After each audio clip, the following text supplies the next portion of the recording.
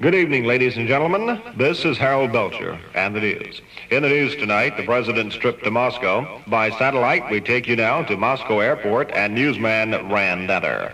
This is Barry Zuffren in Moscow. Premier Alexei Kosygin has just welcomed President Nixon to Russia with these words. Hello, you good-looking thing, you.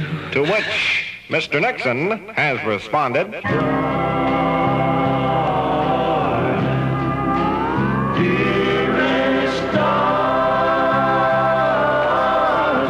Barry Zuffren, RBC News. Your trip to Moscow is finally reality. Tell me, when did you first start planning this trip? Since 15 years ago. 15 years ago? Well, that sure is a long time. You bet you're a sweet pooper. Well, sir, can you tell us what took so long? I stopped at a roadhouse in Texas.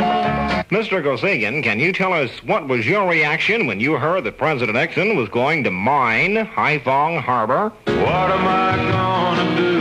Mr. Premier, I understand the national pastime in China is ping pong, or table tennis. What is the most popular sport here in Russia? Kick the can. Mr. President, you seem to be having some difficulty adjusting to the different time zones here. What seems to be the problem? When it's night over here, over there, it's breaking day. The motorcade has now departed Moscow Airfield en route to the Kremlin. Wait, we have just heard President Nixon whisper to Mrs. Kosygin. Oh, the kids in the mailbox, come on in. At the Kremlin now, where a huge reception has begun. We have an average Russian citizen with us.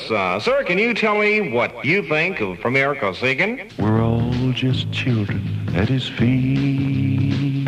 Mr. President, I understand you and Mrs. Nixon attended a Russian ballet. How was it? Anything's better than nothing. President Nixon has asked Premier Kosygin, and we quote, Do you wanna dance? to which Premier Kosygin has responded, and again we quote, Nobody likes a smart...